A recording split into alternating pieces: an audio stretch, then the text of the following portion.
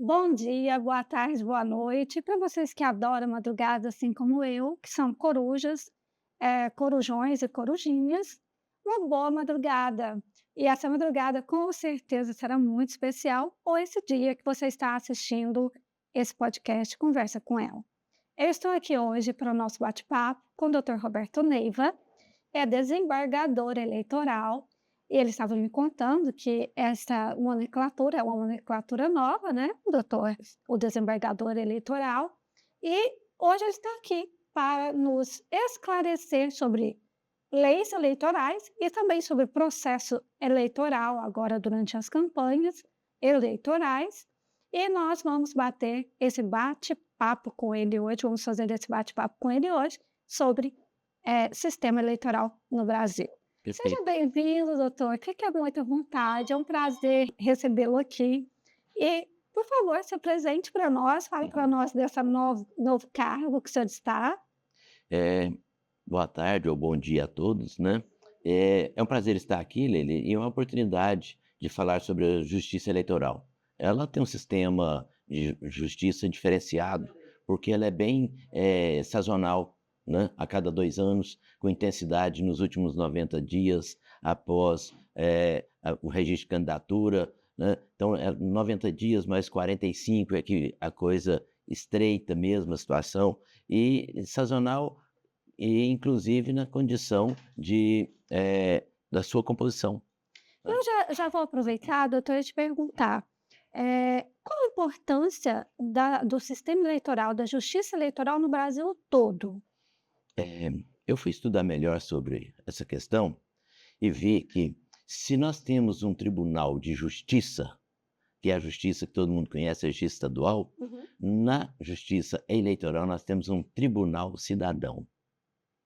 O Ulisses Guimarães, né, nosso deputado Nosso federal, saudoso, né? saudoso deputado federal, né, que era o presidente do Congresso, quando foi promulgada a Constituição vigente de 88, ele declarou: "A Constituição cidadã está sendo promulgada". E onde ela é eminentemente exercida? É no No Tribunal tribunal. Regional Eleitoral, é na Justiça Eleitoral. Eu acho que é aí que existe a questão da democracia, né, doutor? Porque é ali que se busca estabelecer e fixar, mais do que nunca, o sistema nosso de governo, que é a democracia, né. Então ali é o verdadeiro tribunal da cidadania. Por que que eu falo isso? É porque a Constituição consagra como princípio maior que todo poder emana do povo. E onde surge esse poder? É perante a justiça eleitoral. Uhum. Tá certo que a cidadania tem vários atributos.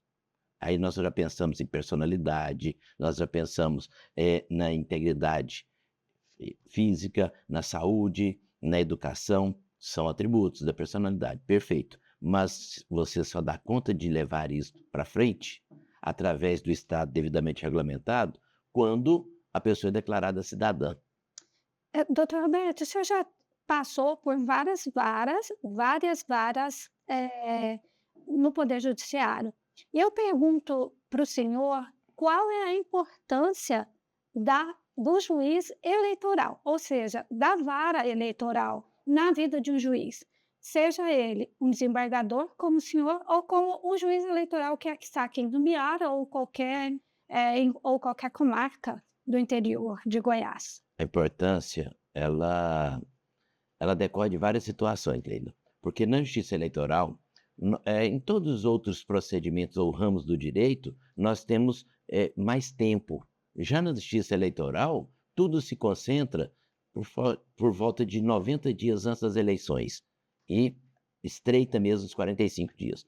Eu Uhum. quero dizer que é muito curto o prazo, então a justiça eleitoral tem que ser muito enérgica, sob pena de prejudicar todo esse processo democrático que se busca com as eleições. Então, aí está a importância do juiz eleitoral, porque ele está no foco. E tão importante que é que o juiz, quando ele está com a jurisdição eleitoral, ele tem uma competência diferenciada, se eu fosse falar de forma técnica, uma atribuição diferenciada, porque ele tem o poder de polícia. Ele não precisa ser impulsionado pela parte prejudicada ou pelo Ministério Público. Ele pode agir de ofício. Tanto que, na Justiça Eleitoral, existe uma ação denominada ação de investigação judicial. Aparentemente, toda investigação ou tudo que se apura perante com a polícia lá na justiça estadual, Uhum. na justiça eleitoral perante o juiz. Cita um exemplo para nós, para os nossos seguidores, como que é esse poder de polícia do juiz no processo eleitoral. Uma coisa bem prática, que talvez você tenha vivenciado no próprio interior, que eu acho que isso é mais rápido, né, esse poder de polícia, não sei como funciona, mas o senhor poderia citar um Sim, exemplo? eu já presidi muitas eleições, como juiz eleitoral. Agora como desembargador eleitoral, nós não presidiremos mais Uhum. eleições.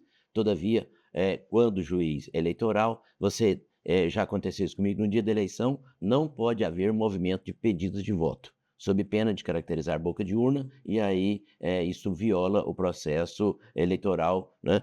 Tá, então o juiz, e já aconteceu comigo, você está na rua e depara com tem algumas cidades que têm essa mania, na véspera do encerramento das eleições, nas 17 horas, eles já por volta de 14 horas, 15 horas, já começa o buzinaço. Pega os carros É verdade. lotados e sai buzinando, para dar uma intensidade em determinados candidatos. Isto é uma verdadeira campanha de boca de urna. E eu, estando na rua, e assim aconteceu, e de fato fiz, chamei a polícia e efetuei a prisão do veículo. Como juiz na justiça estadual, você não faz isso.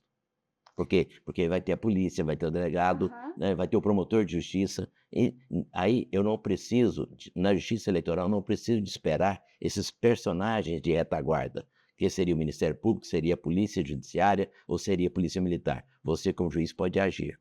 É o único momento, então, que o juiz tem esse poder de ação, dentro da sua profissão, porque geralmente o papel do juiz, ele é inerte à É parte, né, própria da jurisdição, da né, é jurisdição, ou atributo da seja, jurisdição, a inércia. A aham, inércia, fico parado. Se se movimentado, movimentar, eu entro em ação. exato. Se não movimentado, é porque as partes desejam resolver por conta própria, né, ainda que e de forma moderada. Agora na justiça eleitoral não, né. E outra coisa, na justiça eleitoral é bem característico que todos mais, que não tenham memória tão recente, uma memória mais antiga, vão lembrar da chamada lei seca. Lei seca, é Não verdade. existe lei seca, mas na eleição, nós juízes temos costume de baixar uma portaria e proibir a venda de bebida alcoólica. Pensava-se no passado que era determinação de fechamento do estabelecimento comercial. Não.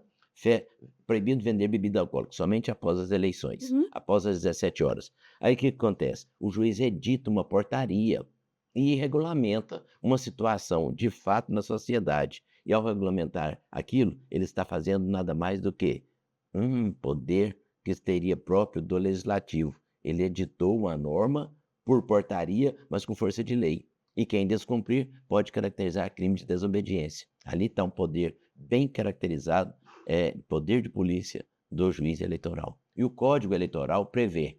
Existem promotores que às vezes atacam essa questão, dizendo que esta atribuição dada no Código Eleitoral, que é de 1945, não foi recepcionada pela Constituição vigente, porque a Constituição vigente trouxe para nós o princípio da reserva legal, que as edições de leis que regulamentem condutas de ir e vir ou de Uhum. proceder, somente cabe à União. Mas nós temos o entendimento de que pode sim, por quê? Pela situação específica que rege a justiça eleitoral. Doutor, e hoje o senhor está como desembargador eleitoral, então o senhor não tem mais esse papel, como o senhor disse, de estar na comarca. O que que lhe é atribuído hoje na justiça eleitoral enquanto desembargador? Juiz eleitoral, ele vai trabalhar junto à zona eleitoral que ele pertence, às cidades onde tem sede de zona eleitoral. E ali, então, ele tem a função. Esse é o primeiro grau. Havendo recursos das decisões desses magistrados, elas são encaminhadas, através de recursos, para a Justiça Eleitoral, em segundo grau, Tribunal Regional Eleitoral. E ali é onde milita o desembargador eleitoral, nos casos de recursos ou das eleições em que nós teremos os cargos, as eleições, nós chamamos de eleições gerais, né, que seria cargos para presidente da república, este é de competência originária no Tribunal Superior Eleitoral, Uhum. mas para governador, senador e deputado estadual e federal, a sede das questões ou dos questionamentos é de origem no Tribunal Regional Eleitoral. Então o que a gente vê é que a justiça eleitoral, tem que ser uma justiça célere, bastante célere, Ela justamente pelo tempo. E quando ela sobe, eu penso que a sobe para o tribunal tem que ser mais célere ainda, que é Sim, quando chega lá. sim, É porque tem o tanto de dias, né, tem o perfeito. prazo. Os prazos são exíguos e, se não forem, você não dá conta de realizar um processo eleitoral e dar a resposta, porque o candidato, se não me falha a memória, teve até dia 5 de agosto para registrar a sua candidatura. Só se registra a candidatura depois que ele é aprovado na convenção interna de cada partido. O partido fez a convenção, pega-se a ata, registra no sistema chamado Candex e depois desse registro de candidatura, ou ele é encaminhado nas competências, e agora, como a eleição é para prefeito e vereador, perante o juiz eleitoral. O Uhum. juiz eleitoral vai deferir ou indeferir o registro de candidatura. Ao deferir o registro de candidatura, pode ser antes ou depois. O Ministério Público pode impugnar o registro de candidatura, ou qualquer outro partido político, coligação ou as federações. Impugnado o registro de candidatura, sobe, o juiz decide e sobe para o tribunal em grau de recurso, que não pode tardar mais do que, se não me falha a memória, dia 17 de outubro. Aí causa uma perplexidade, porque a eleição primeiro turno é dia 6 de outubro, primeiro domingo do mês. Se tiver segundo turno, naquelas localidades onde temos mais de 200 mil habitantes, segundo turno, 20, que é o último domingo do mês, 27 de outubro esse ano. Mas você vai julgar um pedido de registro de candidatura lá depois do primeiro turno, em determinada cidade, igual Itumbiara, que é grande, mas é só o primeiro turno, Uhum. o turno único? Sim, mas você vai ter que. É o prazo máximo. Por quê? Porque tem uns percalços. E aí nós vamos ver quais efeitos, porque você pode indeferir o registro de candidatura, ou, se depois de passada a eleição, você pode também indeferir o registro de candidatura e mandar retotalizar os votos, porque para as cadeiras do Legislativo, os votos são proporcionais. E para o Executivo, que é o cargo de prefeito, majoritário. Mas não vai além. E aí estou querendo contar essas passagens. E, no máximo, todo candidato eleito e devidamente consagrado, não havendo mais impugnação, até dia 19 de novembro, ele tem que ser diplomado. 19 de dezembro, ele tem que ser diplomado. Muito Diplomado, rápido, né. muito rápido. E diplomado, fica aqui um conceito. O diploma é aquele mesmo que a gente recebe quando forma no primeiro grau de ensino, no segundo grau, no terceiro grau, no curso superior. A Justiça Eleitoral expede um documento chamado diploma eleitoral. E ele, diante desse diploma eleitoral, ele vai perante a Casa Legislativa que foi eleito e se habilita para tomar Aí posse. entra vereador, prefeito, Todos, todos eles. todos aqueles que sagram-se vitoriosos nas urnas, a Justiça Eleitoral expede um diploma, que é o mesmo certificado. Estou certificando que você, fulano de tal, está apto Apto a a exercer. assumir o cargo para o qual você foi eleito, por um mandato de 4 anos. E aí que eu fico Então, muito tudo feliz acontece com o dentro de 4 nosso meses. eu fico muito feliz com o nosso sistema eleitoral, porque eu acho não, é uma festa da democracia onde eu falo: "Não, eu quero isso para o meu país, eu confio nessa pessoa para poder, fazer as leis, né, que vão reger tanto o meu município quanto o meu país".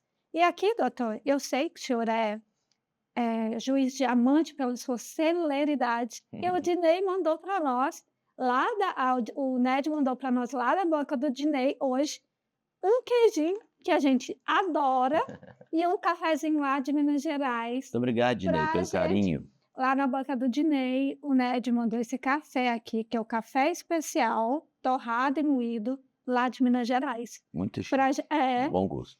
Pega para nós a garrafinha do café aí, que a gente vai tomar um cafezinho agora e comemorar O selo de o diamante. selo de diamante que o senhor tem nessa profissão que está exercendo agora. Obrigado, Parabéns, doutor, é uma honra para nós saber disso. obrigado. É um prazer. E é uma conquista coletiva. Eu não conquistei sozinho, eu conquistei esse selo através da minha equipe. Eu não dou conta de trabalhar com o volume de serviço que tem, ainda que quisesse, de forma solitária. Então é a equipe que me ajudou e é a equipe que mantém. Nós conseguimos chegar nesse grau porque, quando chegamos na Justiça Estadual, na turma recursal, nós tínhamos quase 2.000 processos. E agora nós estamos trabalhando com os processos que chegam no dia. tá? E era uma questão eh, de honra para mim. De honra porque aqui em Itumbiara, durante os 20 anos que aqui fiquei, eu dei conta, Leila, de ter o serviço sempre em dias. Nós sentenciávamos nos processos que chegavam no dia. Nos últimos 10 anos, antes de eu ir embora para Goiânia, eu tive a curiosidade de fazer o levantamento. Em 10 anos eu proferi 49 mil sentenças. 49 49 mil mil sentenças. sentenças é uma cidade de sentenças. Itumbiara tem 100 mil habitantes, né? Mas isso tudo era para garantir a celeridade nos processos que se esperam perante os juizados. Porque ainda ontem eu estava conversando com um jovem da parte técnica do Uhum. Tribunal de Justiça, que estava me auxiliando durante a sessão, e ele dizendo a mim que comprou uma televisão e a televisão dele não tem uma imagem perfeita, ela toda não está estragada a televisão. E ele comprou e detectou isso na hora. E eu falei para ele: por que que você não procurou o juizado? Ah, mas eu ia gastar. Falei, não, até 20 salários mínimos você não precisa de juiz, de advogado, né? E você ingressando no juizado, nós vamos te dar uma resposta rápida. E os juizados estão dando uma resposta entre o dia que você protocola a petição inicial até o recurso ser julgado, está em torno de 120 dias. E a gente sempre tem eu acho que na desvalorização de falar juizados de pequenas causas e achar que realmente a causa é pequena, mas o que é pequeno para um é grande para outro, né, doutor? Olha, Leila, inclusive é o meu critério de buscar a proporcionalidade e a razoabilidade.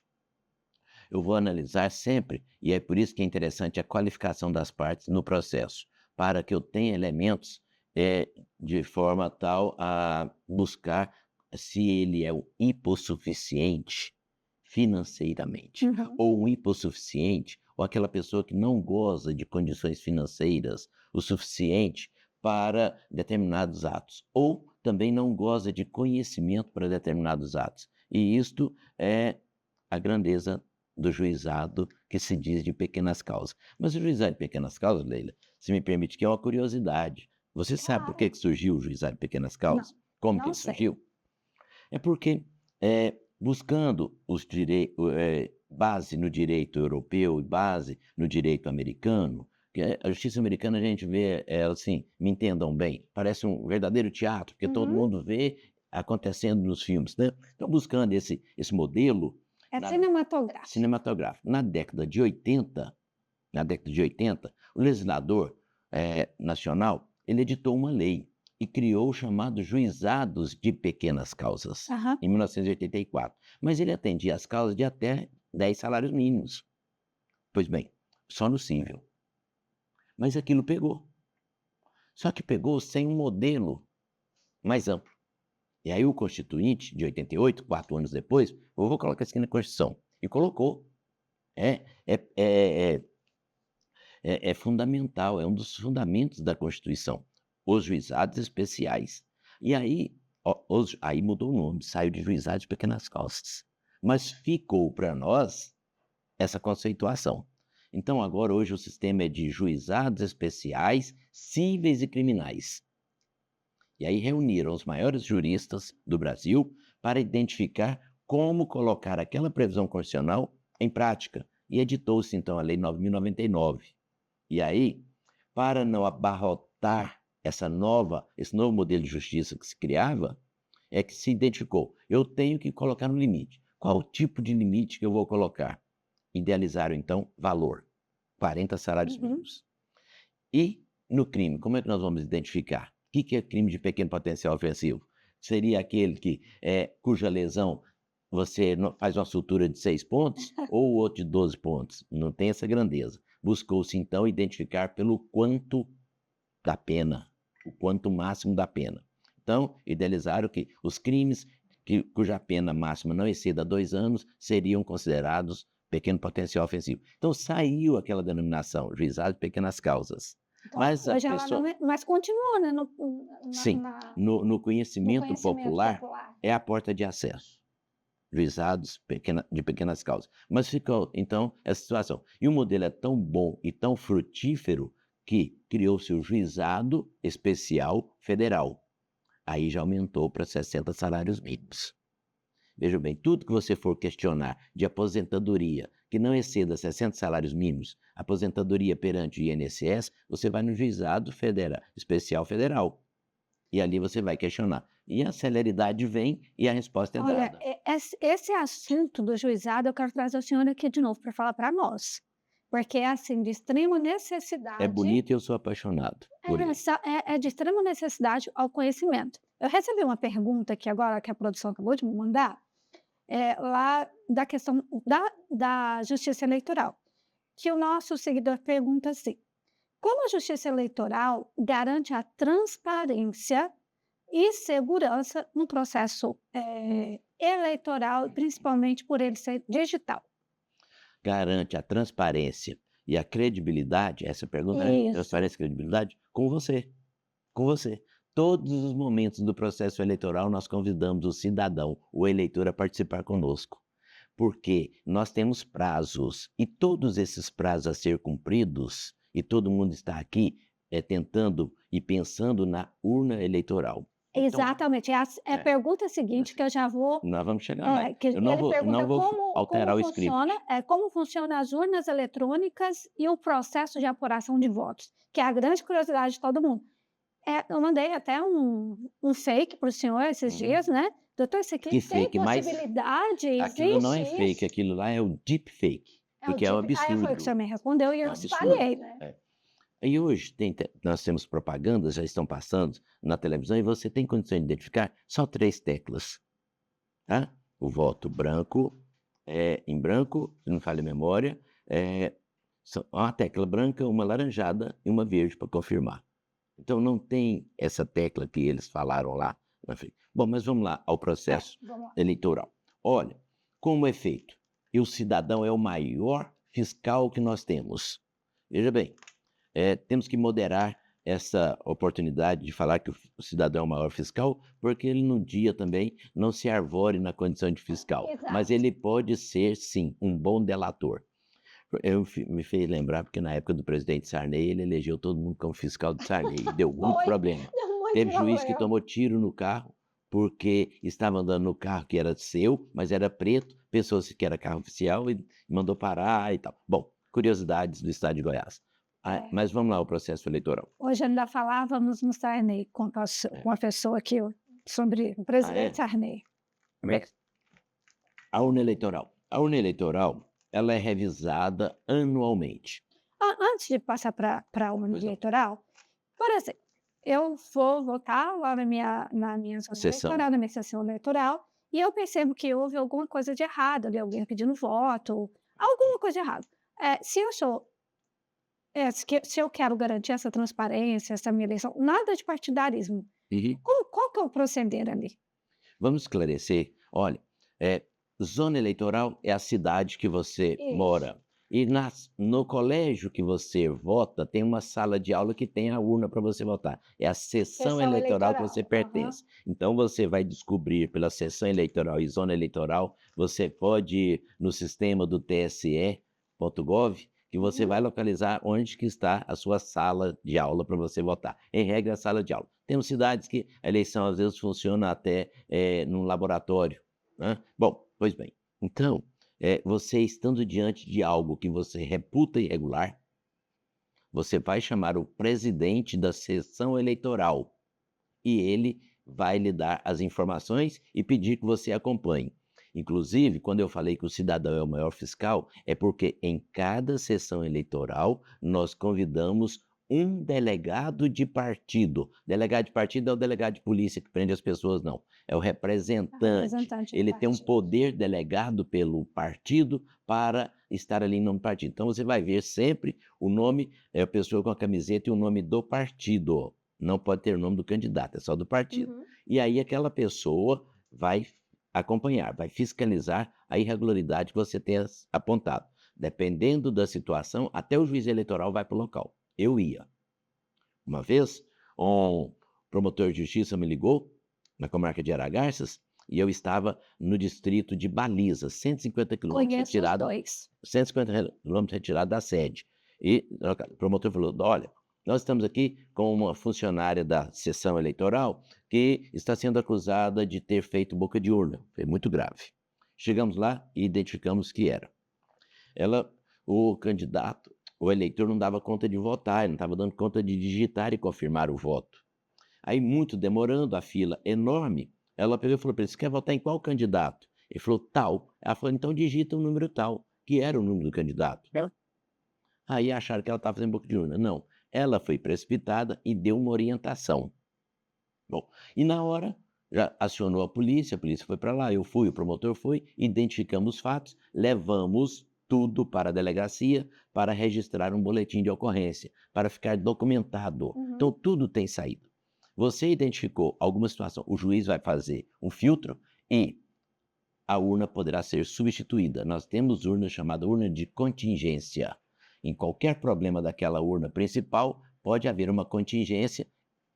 Eu vou lá e coloco outra urna. E como que acontece? E a urna, qual é o processo dela que eu estava a dizer? Ó, eu, no começo do ano, eu reviso a urna todinha, como a verdadeira revisão de um carro. Eu olho a bateria dela, eu olho a impressora dela, eu olho todo o circuito dela e dou carga na bateria. Feito. Passados 3 meses, depois agora do registro de candidatura, eu já sei quem são os candidatos. Registro deferido, já sei quem são os candidatos. O que vai acontecer? Eu vou dar carga e lacre na urna. A carga não é carregar a bateria. A carga é pegar os candidatos através de um documento, de um elemento, de um componente eletrônico, melhor dizendo, que antigamente era o disquete, hoje chama flashcard, tá? É um pendrive bem sofisticado. Uhum. Eu alimento ele de dados e levo na urna, insiro ele na urna, com dados de todos os candidatos. E aí a urna é lacrada com a assinatura do juiz, do promotor de justiça e de representantes de partido e de cidadão que porventura ali esteja. E nós convidamos, publicamos o edital. Então começa ali o processo de fiscalização. A urna está lacrada. No dia da eleição, um dia antes, eu coloco a urna na sessão eleitoral. Testo para ver se tem energia. Só testo, não ligo ela não. Já coloco um policial para vigiar a urna. Aí agora vem a situação mais bonita da história. No dia da eleição, às 7 horas da manhã, o presidente da sessão eleitoral liga ela, como se fosse ligar o motor de um carro. Liga. Ao ligá-la, às 8 horas da manhã, ela vai emitir um BU, que é chamado naquele primeiro momento zerésima. Ela solta um relatório, Leila, do horário que eu liguei, do dia e o nome de todos os candidatos. E ao lado dele, 0 condições. Aí abre-se o processo eleitoral de colheita de votos. Às 17 horas daquele dia, encerra-se a oportunidade de entrar no ambiente de votação. Quem lá dentro estiver a partir das 17 horas será garantido o direito de votar, ainda que seja às 19 horas. Uhum. Quando o Tem último gente que até deixa para ir quase no finalzinho, achando né. que não tem fila. E ali ingressou ao portão daquele colégio, ele vai ser distribuído senhas, desde que ele esteja na fila da sessão eleitoral. Quando terminar a votação daqueles eleitores ali presentes, pouco importa se vieram todos os eleitores daquela sessão, daquela urna eleitoral, encerrou, o presidente vai emitir um novo relatório chamado BU, Boletim de Urna, com Uhum. todos os votos e a quantidade de votos para cada candidato. E aí, o presidente da sessão desliga a urna, recolhe os materiais, o caderno de votação, que é aquele comprovante que o eleitor chegou e votou, e assina, e leva tudo para a Justiça Eleitoral. É tão rápido, e na Justiça Eleitoral aqui de Itumbiara nós temos uma sistemática, convoca funcionário bastante, quase 1.000 pessoas para ajudar na eleição, no dia da eleição aqui em Itumbiara. Uhum. Aí eles recebem malote, recebem caneta, recebem caderno de votação e vai guardando. E o disquete, que é o flashcard, é entregue ao juiz eleitoral, pelo presidente da sessão eleitoral. O juiz eleitoral pega ele, insere no computador próprio, que por sua vez esse computador só é ligado no computador mãe, lá no TSE. E aí os dados são transmitidos. E o TSE é que apura os dados com o seu computador final. Doutora, há uma dúvida, Se as urnas elas são ligadas a uma rede de internet ou qual outro tipo de tecnologia ela está agregada? Como que funciona? Como forma de garantir a sua segurança, e aqui eu busco a memória, todos nós, eu sou da época de votar na urna Xizinho. na ur a cédula era X Uhum. e a urna era de lona, Papelão. lona mesmo. É. A cabine que era de papelão, mas era de É. uma lona roxa. Bom, a urna eletrônica é aquilo, só que com componentes eletrônicos. Por que que ele é aquilo? É uma caixa eletrônica para recepcionar os votos através de dígitos. Ela não está ligada em nada da internet. Nada, nada, nada. É só a urna, aquela caixa eletrônica, ligada apenas na energia elétrica. E o que vai para o E aí, vai para aquele quando disquetezinho que quando você eu falou. alimento, quando eu voto, os dados não são transmitidos eles são São guardados. gravados em um flashcard.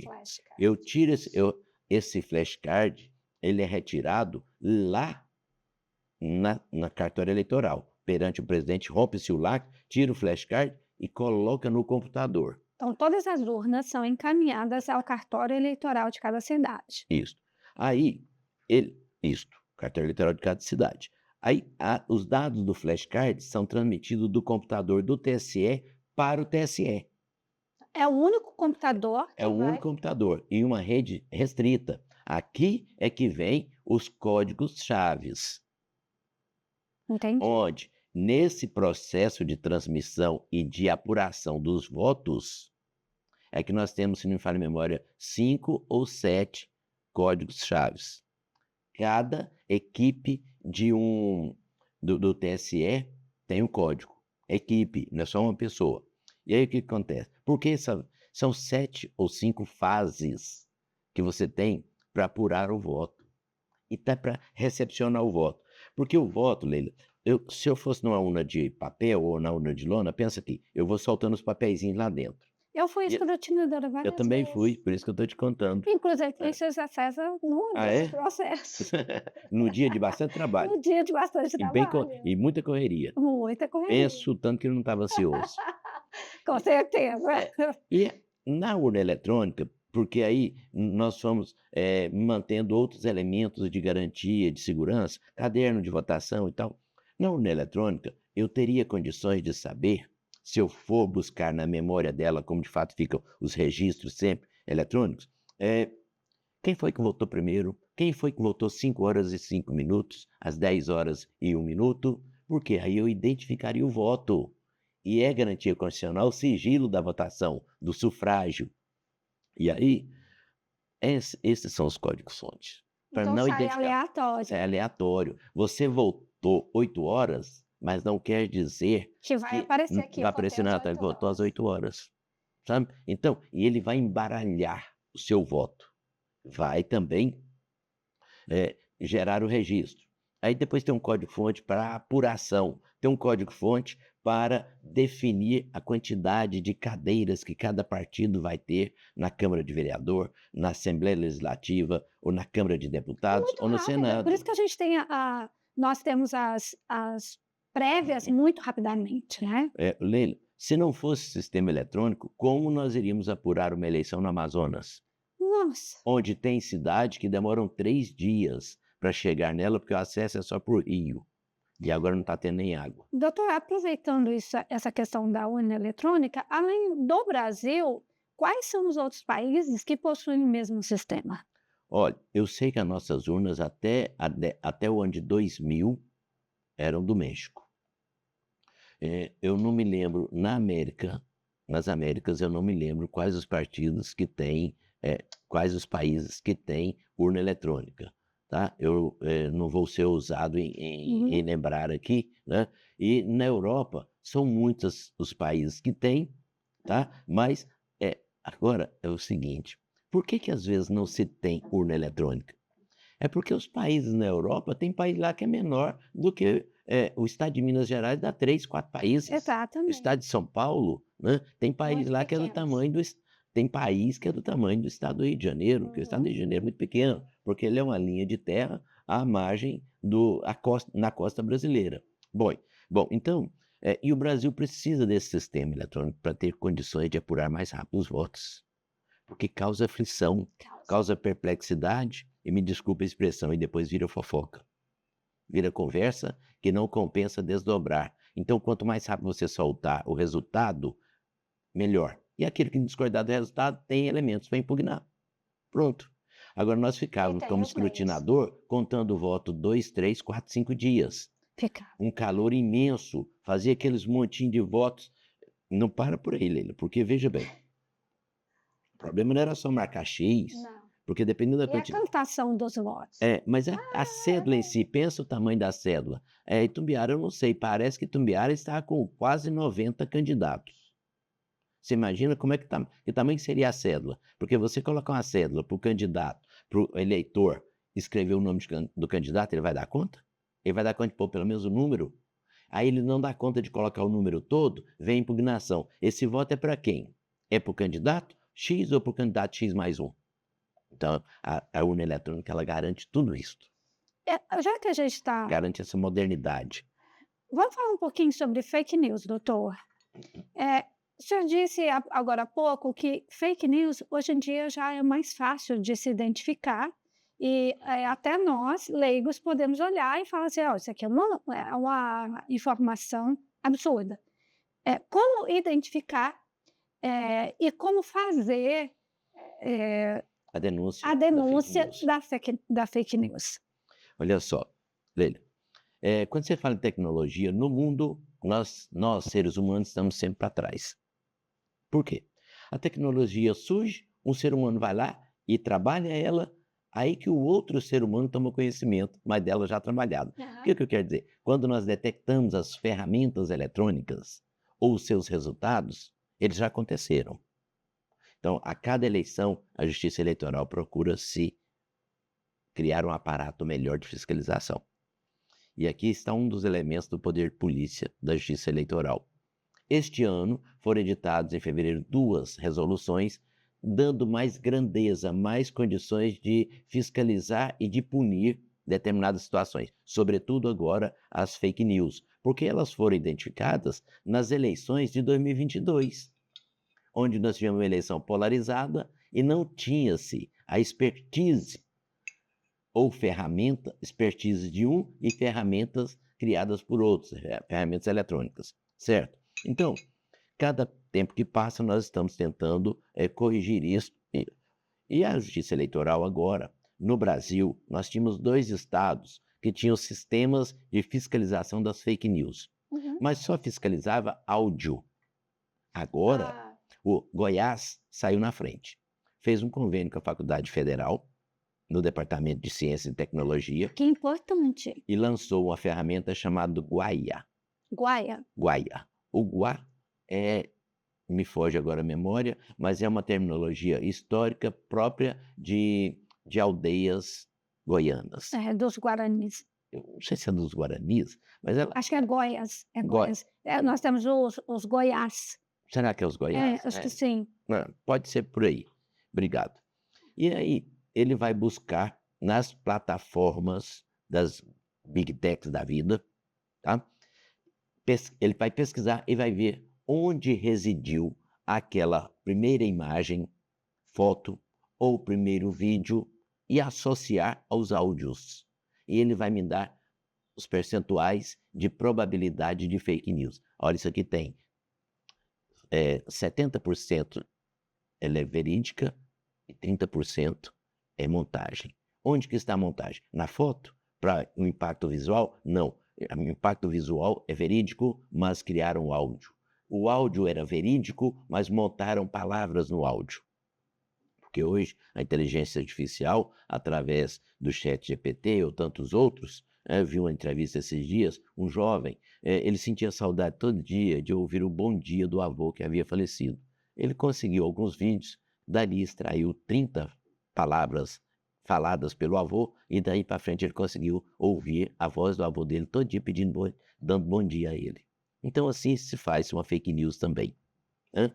Porque você Se for pensar, é bem fácil para quem tem a acessibilidade a esse tipo de mídia, né. o ser humano, é por isso que a justiça eleitoral tem que ser rápida, célere para ter eficácia. Por quê? O ser humano, ele é muito volúvel, facilmente influenciável no seu proceder. E às vezes você solta uma matéria com a voz de alguém que era um político muito respeitado, bem conceituado. Recentemente teve a melhor administração, mas ele Uhum. não está no nosso meio mais. Aí você faz uma montagem e as pessoas começam a usufruir daquilo e disseminar aquela matéria. E os outros vão sendo influenciados. Isto viola a vontade do povo, né. Doutor, Então, a fake news vai por aí, e a quando justiça tem um eleitoral identifica. processo, assim, de quantas fake news nesse processo eleitoral que chegou até a justiça eleitoral? Não, não temos, porque quando você fala "chegou", eu fiquei devendo uma resposta. Dos meios de comunicação à justiça eleitoral para se detectar fake news. É uma ferramenta que ela Ah, não é está verdade. disponibilizada para você, cidadão. A notícia que está nós temos um canal aberto para você levar a notícia, porque nós é que vamos fazer o filtro. Porque Hum. nós é que vamos ter que dar a palavra final. O juízo de valor é da justiça eleitoral. Então, você pode usar de um aplicativo. Você vai lá no seu Play Store, ou dependendo do seu, se é Android ou se é iOS, e vai baixar a ferramenta chamada Pardal. Ela é o meio, é o canal de comunicação com a justiça eleitoral, perante o cartório Os eleitoral e a meninos vão justiça colocar eleitoral. aqui para ninguém esquecer. Pardal. Pardal. Ou você vai no site do tse.gov/alerta. Também você pode levar congo alerta. tse.gov/alerta. Você pode, depois demanda até uma pesquisa mais acurada, porque o site é mais longo, tá? Uhum. Sobre do TSE. Aí você vai levar a notícia ao TSE. Você, cidadão comum. Mas você que é candidato, você que é presidente do partido político, o Ministério Público tem essa ferramenta interna, a Polícia Judiciária também tem essa ferramenta interna. Aí eles já vão tomar providências para chegar a um nível de investigação. Ou o juiz eleitoral, tomando conhecimento, que você, canal de acesso, Pardal, joga a notícia lá. A Secretaria do Cartório Eleitoral comunica o juiz, ele manda fazer as pesquisas. Identificando, ele já inicia um procedimento para a retirada do ar, para evitar a divulgação e aplicar as sanções devidas, multa ou o que for. Eu tenho uma curiosidade. A fake news, para elas, mais ou menos o senhor já explicou, mas eu queria saber assim, a fake news, para ela ser realmente prejudicial, para ser retirada, quantos por cento ali tem que estar dando nesse canal nesse programa que vocês utilizam? Eu fiz uma fake news, mas às vezes essa fake news é tão besta, tão, desculpa a palavra, mas tão bobinha, que ela não vai afetar o candidato. Mas e aí, como que faz? Tira tudo do ar? A Justiça Eleitoral preocupa com 2 fatores que Tô vendo que o senhor possa gostou muito do adorei, cafezinho lá adorei, de tá menta, tá vamos colocar muito aqui. saboroso. Adoro café. Ah, que Bom, bom que eu acertei então. acertou. A Justiça Eleitoral preocupa com a inversão de vontade do eleitor. E o que pode causar a inversão da vontade do eleitor? O abuso do poder econômico, o abuso do poder político. Hum. Então, todas as vezes que uma fake news tiver a grandeza por força do poder político ou por força do poder econômico em excesso, ela nos chama a atenção. Porque O senhor tem um exemplo? tem, Então e já vamos foi vamos objeto de julgamento. vamos esclarecer com exemplo, porque o nosso seguidor fica bem atento a essa questão. Porque a eleição, ela não acontece uma vez só. Como o senhor mesmo disse no início da nossa entrevista, ela é sazonal. Então, daqui 2 anos, nós já temos candidatos a governador Governador, e presidente, né? presidente. Na última eleição para presidente, nós tivemos um estabelecimento comercial, um frigorífico, vendendo a picanha a R$ 22. Coincidentemente, era o número do candidato a presidente da República e os seus desdobramentos. Nos desdobramentos, o candidato a senador era 22 mais alguns dígitos, que não me ocorre agora. Pois bem, por que eu tive que falar disso?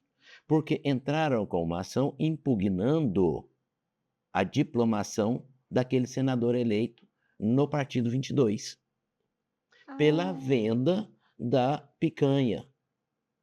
naquele dia da eleição. No dia específico da É, eleição. situação um pouco anômala. Um comércio renomado abriu no dia da eleição, que de regra ninguém abre para trabalhar. Abriu e foi vender picanha. Vendeu os picanha, eu estou falando do resultado, tá? Uhum. Isso aí não era a fake news, não era esse, era o Uma problema de, propaganda. mas o problema não era bem a propaganda, era o abuso do poder econômico. Ah, Porque a picanha olha, todo mundo sabe o valor dela hoje, estava sendo vendida há 2 anos atrás por R$ 22. Bem característico, né? O número uhum. do candidato. Mas, e eu trabalhei nesse processo como desembargador eleitoral. E ficou demonstrado, e foi essa a tônica do meu voto. Por mais que tenha sido um abuso do poder econômico, não se provou quantos votos angariou-se com a venda das picanhas. E, como não se provou-se, ele foi eleito com milhões de votos. E não tinha mais do que 500 pessoas na fila. Para comprar Um picanha. número elevado para comprar picanha. E a eleição não foi ganha ou batida no vulgo popular por 500 votos ou 1.000. Foram milhões de votos na frente. Então não inverteu a vontade do povo. Nós temos que preocupar com isso. Então, a fake news, ela pode ser bobinha ou pode ser inteligente. Mas ela tem que demonstrar para mim que inverteu a vontade do povo. Se ela não viciou a vontade do eleitor, se não colocou aquele candidato na frente do outro por conta daquela fake news, ela é de só menos importância. Então, a questão mesmo da fake news é a inversão do processo eleitoral. Se ela afetar tanto economicamente, moralmente o candidato, ela vai ser considerada de forma ou outra. Leila, você fez uma pergunta tão interessante que é o ponto de vista. A fake news, pouco importa se ela afeta o candidato. O que importa é se ela inverteu a vontade do eleitor para com aquele candidato. Então, por que eu falo isso? Porque a fake news, agora hoje em dia no Brasil, falou fake news, todo mundo lembra processo eleitoral. Processo eleitoral. Mas eu posso ter uma fake news que fira a minha honra. E aí eu esqueço do processo eleitoral, tá? Uhum. Porque eu sou candidato e fizeram a fake news que maculou minha família, é a minha honra. Inverteu o processo eleitoral, eu chamo a atenção para a justiça eleitoral. Não inverteu o processo eleitoral, mas restou o quê? Uma dor. Estou batendo no microfone, né? Perdão. Não. Restou uma dor íntima que afetou a história da minha família. Eu vou tomar providências na via da justiça estadual, perante o direito civil, responsabilidade civil. Machucou ou não machucou a minha moral, a minha honra, entendeu? E se foi de uma grandeza a mais, também no aspecto criminal, crimes contra a honra, calúnia, difamação ou injúria.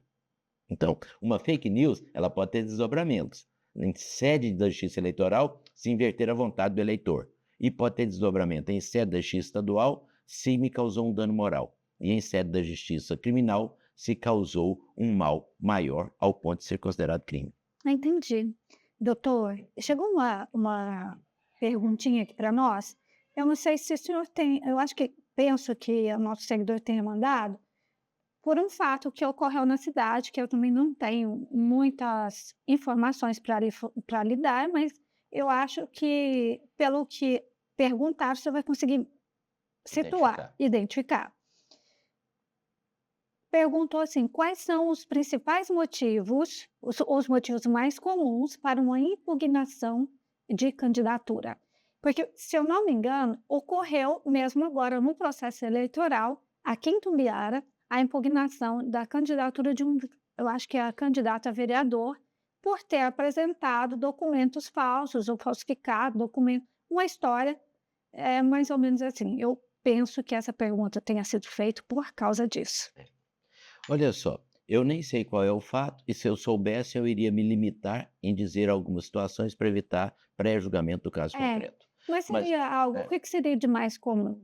é porque nós temos causas que levam à inelegibilidade de uma pessoa. Então, ele não pode ter condenações anteriores, transitada em julgado. Se tiver, ele tem que ter cumprido a pena, ou se ela foi extinta por prescrição, 8 anos depois somente que ele pode ser candidato.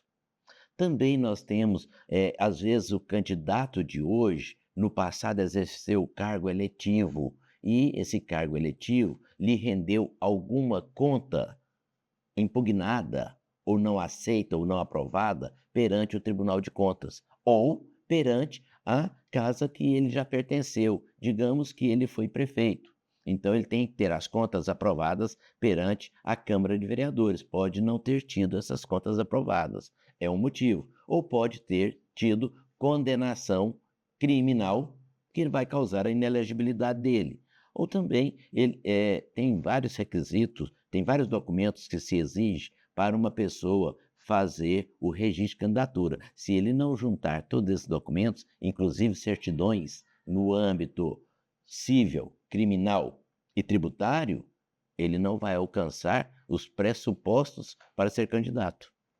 Então tem um Entendi. filtro prévio. Então, N isso hipóteses pode isso acontecer. pode acontecer depois, porque no prazo do registro da candidatura, às vezes não é detectado isso, porque isso aconteceu durante o processo.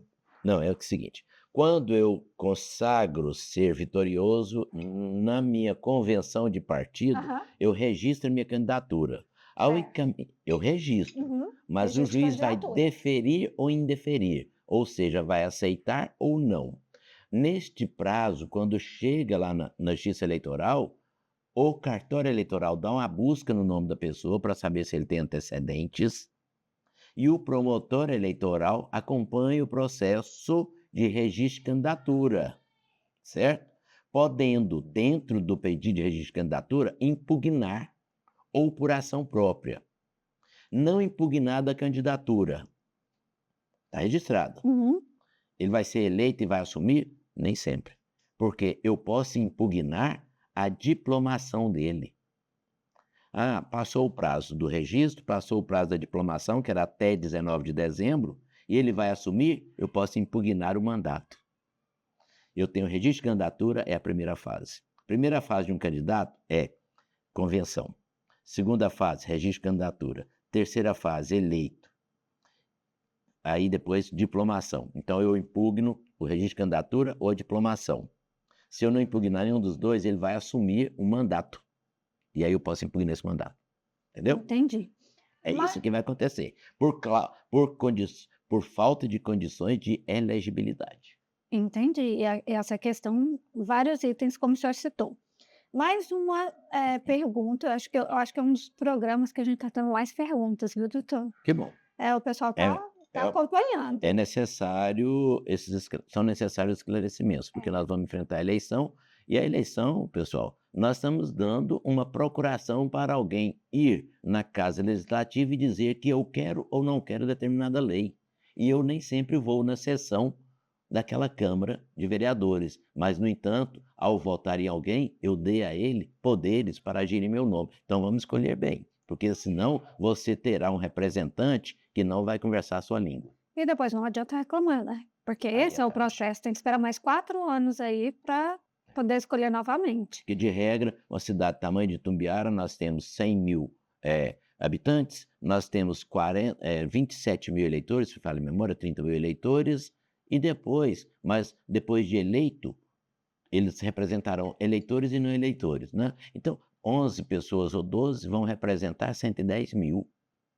Aí já não tem mais quem votou em mim. É. Eu tenho a população inteira para poder trabalhar em prol da cidade, né? né? Quem, Então, seja eu que ainda não sou votante, aquele que não veio votar, aquele que está chegando. às vezes faz uma lei que tem influência direta na área de pessoas de de pouca idade, nunca teve oportunidade de votar, uma creche está pagando. Aí a cobrança é muito. É E verdade. você perdeu a oportunidade por um domingo que não quis escolher entre as 8 horas da manhã às 17 horas para ir lá votar. Doutora, aqui tem uma pergunta que fala assim, vou resumi-la porque ela é um pouco grande. A pessoa perguntou assim, com base nas eleições municipais, há algum projeto da Justiça Eleitoral para modificações para a próxima eleição? Nós temos o poder de polícia para regulamentar algo que não está regulamentado, mas dependendo da grandeza da situação ou dos acontecimentos que se buscam, não é a Justiça Eleitoral que vai regulamentar, é a Câmara de Deputados junto com o Senado. Então é projeto em Brasília.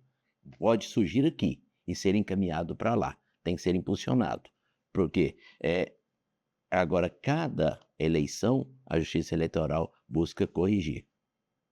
Ó, nós tivemos isso aqui agora, tanto é verdade que na eleição de 2022, fake news. A Justiça Eleitoral veio e começou a corrigir. Corrigiu tanto que na nossa legislação civil, o Código Civil nosso não prevê, mas as resoluções do TSE já estão prevendo responsabilidade das Big Techs. Manda retirar do ar, ela não retira determinada propaganda eleitoral ou qualquer coisa que tenha influência no processo eleitoral. As Big Techs agora vão responder civilmente. Tem responsabilidade civil. E não está prevista ainda no Código Civil ou na lei do marco da regulação da internet. Então, cada dia a Justiça Eleitoral ela evolui, né? Por causa do seu poder de polícia. Por causa do seu poder de polícia. Tem as decisões, virou rotina, aqui decidindo naquele sentido, jurisprudência súmula, e aí vem o TSE, vou baixar uma resolução. Todo juiz do Brasil tem que seguir. Doutor, foi maravilhoso bater um papo com o senhor. Infelizmente, o nosso tempo está acabando. E eu gostaria muito que o senhor deixasse o seu recado para o seu povo aqui de Tumbiara, né? Que o senhor está em Goiânia, mas a família está aqui, o senhor é cidadão itumbiarense, e que o senhor deixasse um recado do senhor para a questão de eleição e também, assim, um conselho ao eleitor nesse momento tão sublime da nossa nação, que é a escolha dos seus representantes diretos, né? Porque eles são nossos representantes diretos junto a governadores e a presidentes. Então, eu gostaria que o senhor deixasse esse recado. Obrigado. Foi um prazer estar aqui com vocês e não poderia perder essa oportunidade de dizer a todos: o que dói no juiz eleitoral é ver a abstenção do eleitor no dia da eleição. E no dia da eleição, nós temos candidatos que buscam reeleição e nós temos candidatos que é a primeira vez. O candidato da reeleição, veja o histórico dele, veja o que ele fez por você perante a sua cidade, quais foram as ideias dele. Aquele que não tem a reeleição, que busca a primeira eleição, veja o histórico de vida dele, como essa pessoa construiu sua vida na base dos 3 pilares de uma boa sociedade, que é trabalho, religião e família. Busca ver se ele tem esses 3 aspectos de nobreza: trabalho, religião e família. Estude o seu candidato, para que depois você não se arrependa. E ao estudar o seu candidato, não perca a oportunidade desse domingo. Vá, você tem das 8 horas da manhã até as 17 horas. Escolha um momento, ainda que você fique 20 minutos na fila para votar, e não vai passar disto, você vai ganhar por mais 4 anos pela frente, na forma de ter uma sociedade devidamente organizada, evoluindo no aspecto de saúde, evoluindo no aspecto de educação, evoluindo no aspecto de viver bem. E viver bem é aquilo que eu conquisto não só para mim, é permitindo que o meu semelhante também viva bem. Porque hoje eu estou vivendo numa cidade, amanhã serão meus filhos, depois meus netos. É isso que eu espero de você. Consciência em buscar o melhor candidato para a sua cidade e não para você. Foi um prazer, doutor. Muito obrigada por esses conselhos. Concordo muito e que todos nós tenhamos aproveitado muito essa entrevista. E se for preciso, reveja novamente. Clique aí na parte que você mais gostou, volte, dê seu like, compartilhe, porque essa é uma entrevista de extrema importância para o conhecimento de toda a população. E eu desejo um bom final de semana, boas eleições, boas escolhas a todos vocês. Um beijo grande no coração e até a próxima sexta-feira com mais um Conversa com Ela.